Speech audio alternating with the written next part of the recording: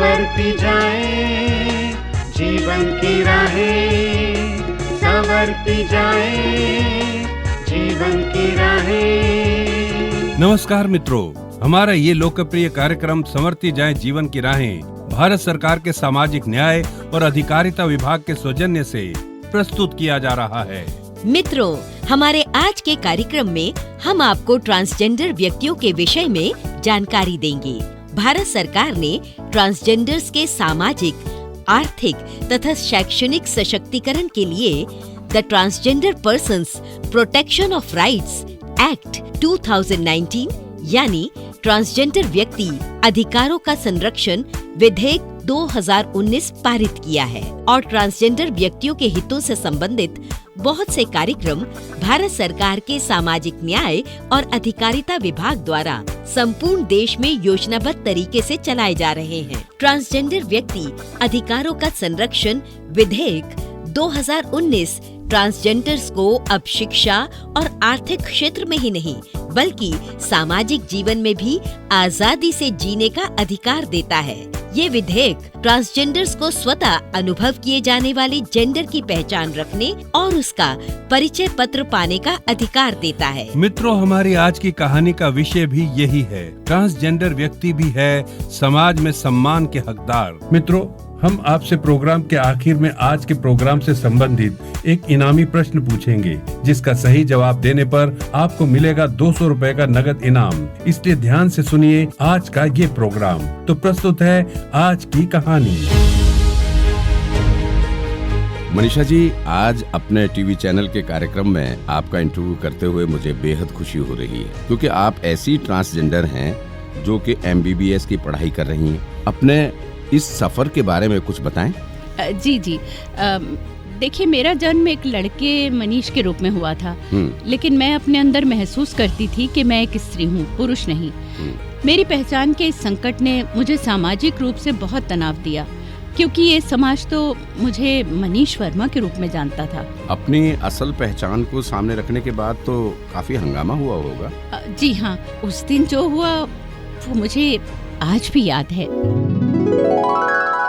निकल जाओ इसी वक्त मेरे घर से, अपनी इस औलाद को लेकर जिसे मैं आज तक लड़का समझता रहा। आप सुनिए तो सही। कुछ नहीं सुनना मुझे। ये किसी किन्नर का नहीं, मेरा घर है, मेरा। यहाँ वो होगा जो मैं चाहूंगा, समझी तुम? वो जो भी है, जैसी भी है तो हमारी औलाद ही। हमारी नहीं, सिर्फ तुम्हारी। अगर ये जन्म से लड़की होता तो भी कोई दिक्कत नहीं थी, लेकिन लड़का होकर अब ये कह रहा है कि ये लड़की है। मैं क्या मुंह दिखाऊंगा समाज में, बोलो? समाज से क्या लेना देना है इस बात का? रहना तो इसी समाज में है ना। लोग कैसी कैसी बातें करेंगे ये सोच कर ही मुझे तो अच्छा होता ये पैदा होते ही मर जाता। बहुत हो गया वर्मा जी, माँ हूँ मैं इसकी। ये भी एक इंसान है, इसके भी कुछ इमोशंस हैं। इसे भी कुछ अच्छा या बुरा लगता होगा। और कितनी इंटेलिजेंट है ये पढ़ाई में, जानते हैं ना? कुछ लेना देना नहीं है इसकी इंटेलिजेंस से। एक बात कान खोलकर सुन लो, अगर तुम्हें इस घर में रहना है तो इसे छोड़ना होगा। तो ठीक है, आपका घर आपको मुबारक, मैं जा रही हूँ। तो इस तरह छूट गया पापा का घर। ये तो तय बात है कि परेशानियां तो भरपूर आई होंगी जिंदगी में। जी, लेकिन माँ ना तो खुद टूटी और ना ही मुझे टूटने दिया। मैं डॉक्टर बनना चाहती थी। मेरी इस ख्वाहिश को पूरा करने के लिए माँ ने दिन रात मेहनत की। आपको MBBS करने की परमिशन कैसे मिली? मेरा मतलब है कि आपका एडमिशन किस तरह से हो पाया? भारत सरकार के सामाजिक न्याय और अधिकारिता विभाग ने ट्रांसजेंडर व्यक्ति अर्थात अधिकारों का संरक्षण विधेयक 2019 में इसकी व्यवस्था की है, जिसमें हमारे शिक्षा पाने के अधिकार के साथ नौकरी और नौकरी में पदोन्नति पाने का अधिकार भी शामिल है। और अगर ट्रांसजेंडर्स के साथ किसी भी संस्थान में कोई भेदभाव किया जाता है तो उसके लिए अलग से शिकायत निवारण तंत्र की स्थापना के साथ इस विधेयक के किसी क्लॉज का उल्लंघन करने पर दंड का प्रावधान भी सुनिश्चित किया गया है। मनीषा जी, एक आखिरी सवाल। जी, अपनी MBBS पूरी करने के बाद आप कहाँ पर प्रैक्टिस करना चाहेंगी? देखिए, मेरे मन में हमेशा से ही दूर दराज के गांवों और आदिवासी क्षेत्रों में रहने वाले ग्रामीणों को अच्छी स्वास्थ्य सेवाएं देने का संकल्प रहा है। तो मैं किसी ऐसी ही जगह पर अपनी सेवाएं देना चाहती हूँ। बहुत अच्छे मनीषा जी, आपके इंटरव्यू से बहुत से लोगों को न केवल प्रेरणा मिली बल्कि इससे ट्रांसजेंडर्स के बारे में चली आ रही दकियानूसी रूढ़ियां भी जरूर टूटेंगी जी। और वो भी समाज की मुख्य धारा में सम्मान के साथ अपनी जिंदगी जी सकेंगे। इसी के साथ हमें दीजिए इजाजत। नमस्कार। नमस्कार। पापा, आप और यहाँ? हाँ, क्या मैं अपनी बेटी के पास नहीं आ सकता? पापा, मुझे माफ कर दो बेटी। मैंने टीवी चैनल पर तेरा इंटरव्यू देखा। मुझे गर्व है तुझ पर, तेरी सोच पर। अब मैं सीना तान कर इस समाज को बताऊंगा कि मनीषा मेरी बेटी है। पापा। मनीषा की माँ, मुझे माफ कर दो। मुझे माफ कर दो मनीषा की माँ। चलो।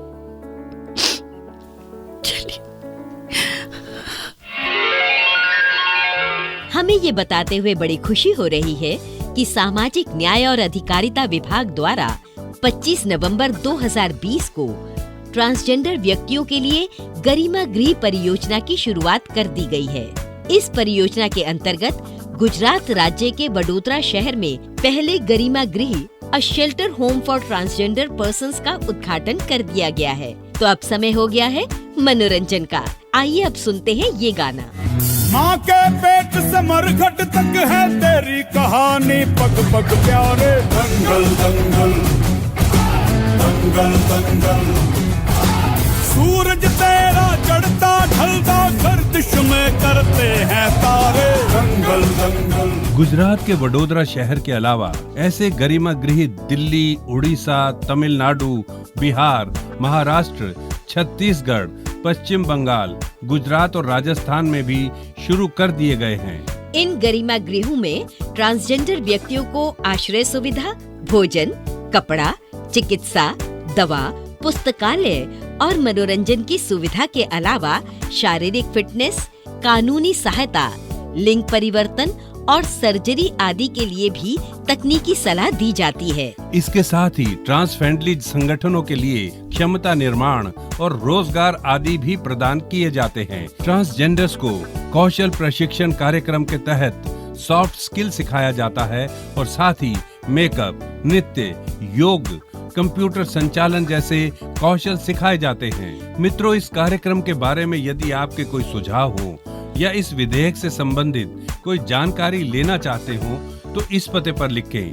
संयुक्त सचिव, सामाजिक न्याय और अधिकारिता विभाग, शास्त्री भवन, नई दिल्ली 110001।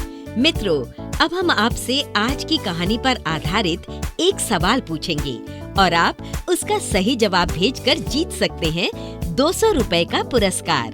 आज का सवाल इस प्रकार है, ट्रांसजेंडर व्यक्ति अधिकारों का संरक्षण विधेयक कौन से वर्ष में पारित किया गया है? सवाल को एक बार फिर से दोहराता हूँ। ट्रांसजेंडर व्यक्ति अधिकारों का संरक्षण विधेयक कौन से वर्ष में पारित किया गया है? अपने उत्तर हमें एपिसोड नंबर लिखकर इस पते पर भेजें।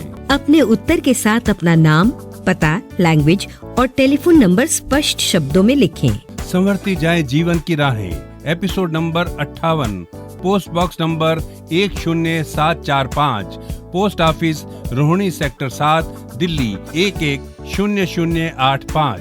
पता एक बार फिर, संवरती जाए जीवन की राहें, episode number 58, post box number 10745, post office Rohini sector 7, Delhi 110085। मित्रों, आप अपने जवाब हमें ईमेल भी कर सकते हैं। हमारा ईमेल आईडी नोट करें, mosjsrp@gmail.com।